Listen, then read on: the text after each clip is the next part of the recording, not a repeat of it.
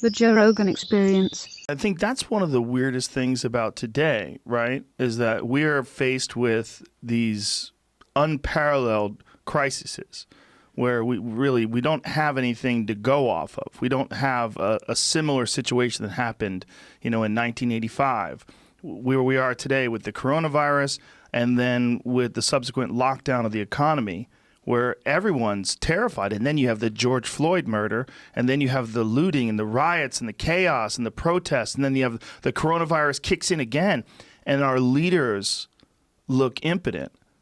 And we can't look to one. I mean, when you have a guy like Donald Trump in office, already you have a situation like, Jesus, I hope the cabinet can keep this thing together. I hope the Senate can hold this. I mean, this is madness. We got a reality show host who's the fucking president.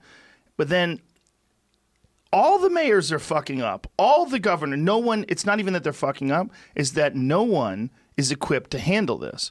So you see unprecedented anger, particularly online, where you're dealing with people, and this is one of the things that drew me to you, is one of the tweets that you made about processed information, that online information is essentially processed information when you're dealing with like social media versus like actual communication like you and I are having right now, which is what resonates with people. I think it's one of the things that resonates with podcasts. It's one of the reasons why I prefer to do them in person. It's the closest thing to a real conversation with a real person.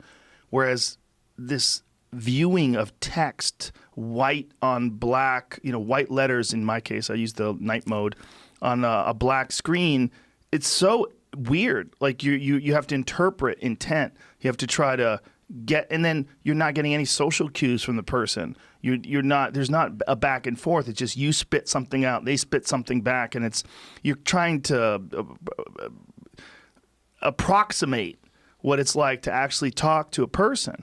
It's very processed. I thought that the way you described it was really the perfect definition of what ails us, where so many people today are communicating in this way.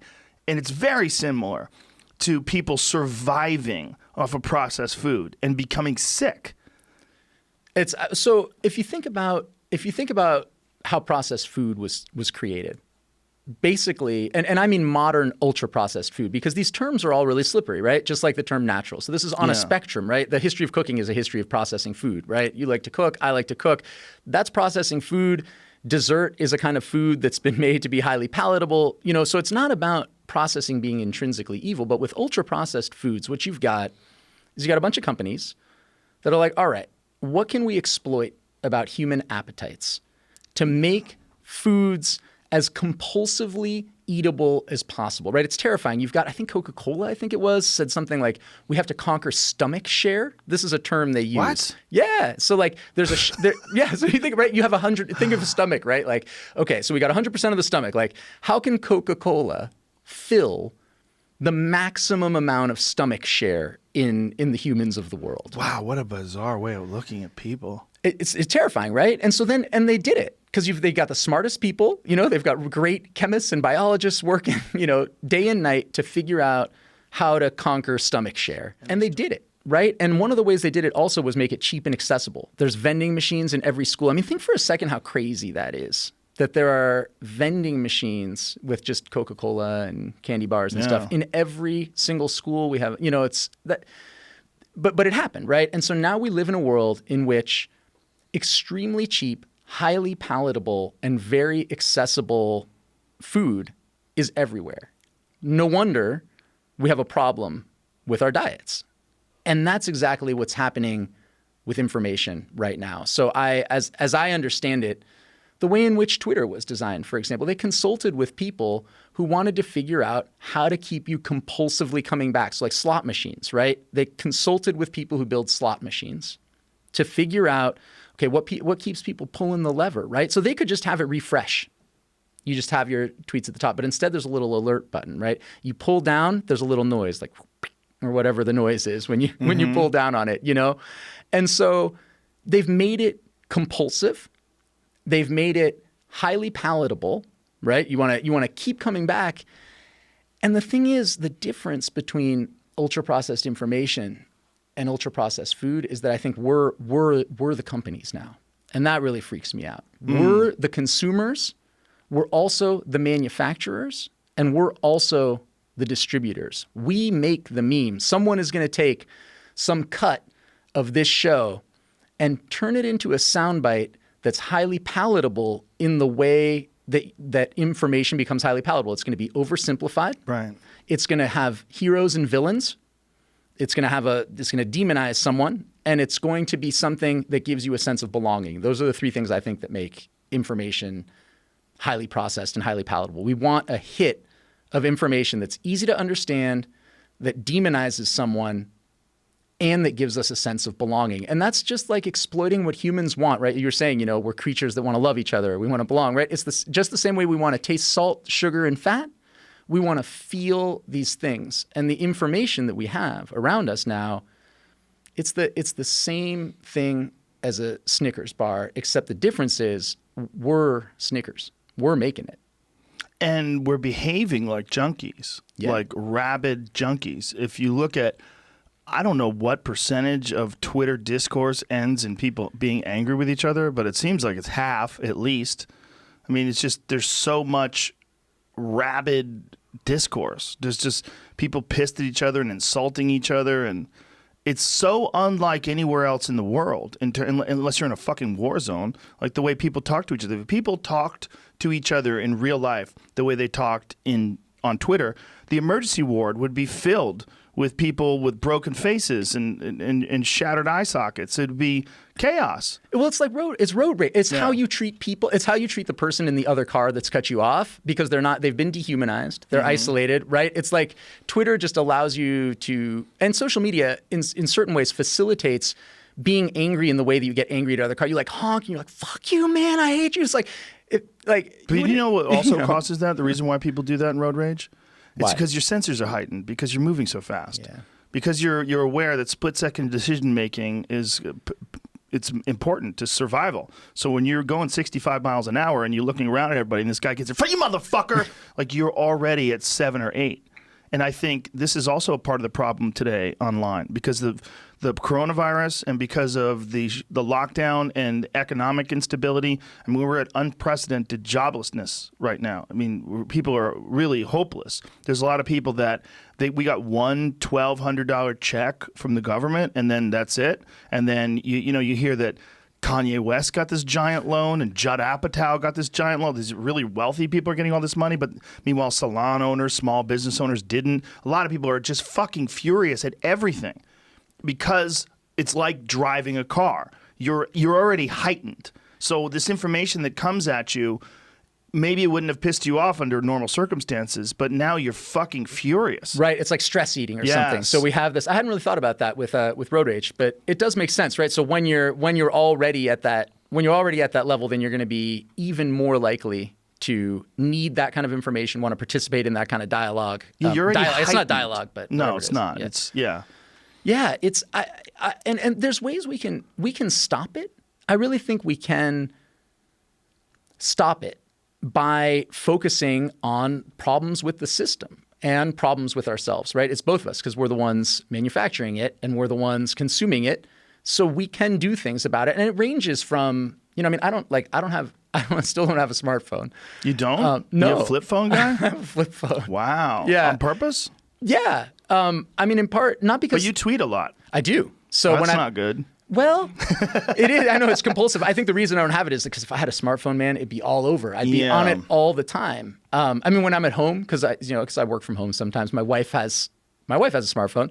And so I'll always be like using her phone. She's like, what are you doing? Like, if you don't have a phone, you can't just go use my phone, right? And then I'm installing things on my computer like Freedom, which is this app that blocks you from, it's literally like, with food, right? People have those locks that only open. So I have an app that like locks me out of these sites. I have a folder on my desktop, or on my, my desktop of my phone, that says junkie. And that's just to remind all of my Instagram and Twitter and all that stuff. I was going to show it to you, but it's important. That kind of thing. So I think we all need to collectively take steps in that way, but also we need to realize, and this is really important, right? It's not just about natural, unnatural. It's not just about technology. We've had this kind of junk food information around forever. And this is where I think for me as a scholar of religious studies, right? If you look at myths and folk tales and fairy tales And if you look at the structure of religions, there are ways to tell stories to get people heightened. There are ways to tell stories to make people feel belonging. There are ways to tell stories to demonize people, right? These tropes have been they've been around forever, right? What do? You create a villain. You tell a story about redemption. You tell a story about a fall. You tell a story in which the people who are hearing the story, just by hearing it, become heroes, right? These are things that have been around for a long time, in the same way that if you go back 2,000 years, if you were super rich and had access to lots of delicious, salty, sugary, fatty food, you could get fat. It was just a lot harder back then. And in the same way, now we've facilitated the manufacture of this kind of these junk narratives that in small doses I think are fine. But if it's all we're consuming, it's a disaster. And we're going to end up, I think, with some problems that are analogous to the health problems that we're seeing because of what we eat, except they're going to be problems in our soul, right? Yeah, we're going to get mental diabetes. Yeah. I mean, it's not. I feel like it's a. I mean, I'm not like a sort of organized religion person myself, but I would say it's not just mental. It's like our souls. There's something deeply corrupting of our humanity, and I catch myself doing it. So that tweet that you were talking about, I had written a piece a week before that about Trump visiting visiting the church and holding up the Bible. It was this really angry piece, and I was like, I'm gonna write about how terrible this is, and put this out there, right, and do something. The way he set it up too, by tear gassing all the protesters to clear the area. I was like, what a horrible thing, right? I'm gonna tell everybody how horrible this is. I'm gonna get my anger out, and then when the article came out, I just realized that I was just sending it into the fucking machine, right? And it was going to get ground up, and the people who already agreed with it were going to read it and be like, yeah, it's terrible. And the people that disagreed with it are either never going to read it, or they're going to see it and they're going to be like, see, people keep attacking Trump like they're all crazy. And it was sort of like a crisis. I was just like, I don't want to be putting anything into this machine if it's just going to get processed into junk information so that we can feed our habit. And this is a habit that we really don't know how to navigate. We've only been dealing with this habit for, when did Twitter get invented? 2007? It's very recent. Yeah, that's not enough time for us to figure out how to do it right. I mean, you remember like I'm 52, so when I was a kid, watching television for kids all day was fairly new. Right? It had only been like a generation or two that was even possible to just watch TV all the time. Right. And it was constantly thought of as the corrupting thing. Like, get away from the TV. All you do is watch TV. Get up, get outside. And that was sort of the first indication that there's a potential for an unhealthy relationship with technology and with distributed content, right?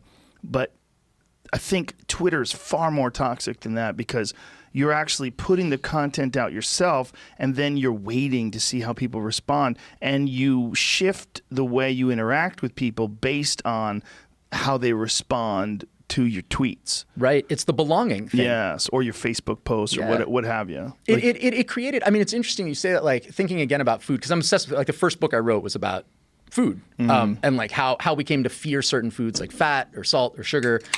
And thinking about it in this way, right, you need a technology to be able to process something, to get it cheap enough so that it can be widely consumed, right? So information that allows you to belong, right? For a long time, only certain people, I mean, for a while, right, it's only people who could read and write, right? So that's all you've got. Those are the only people who could produce it. And then now, it's so cheap to produce information that makes you a part of a community. It's free, right? We do it all the time. And like you said, we haven't figured out how to navigate it. And that's another confusion I think that people have with natural versus unnatural, which is that we also just have problems with novelty as human beings, right? Something new comes up. We still don't know how to navigate our food system. Right. We still don't know how to stop people from eating too much. We don't know how to do it. Collectively, as a society, we clearly have not solved this problem. And yet, it's important to remember that for most of the world, the problem is still not having enough, right? So there was a time when the problem was people had no information. You just didn't know anything. You knew nothing. That sucked too, right? So it's great that we have the internet. That was far worse. Yeah. That was far worse. Or at least not. I mean, I don't know. Like it was really bad, and it was bad in a profoundly different way. I mean, this goes back to like with the hunter-gatherer thing, right? Whether it was better in a state of nature. I often hear people. There's a great book called Against the Grain, written by a guy who he's at Yale, and he thinks that we need to be easier on the past and harder on the present in this book. And one of the things he points out is like, oh, people these days, like humans, modern humans, you and I, we go out and we don't know what a plant is, or we don't know what an animal is. And he's right?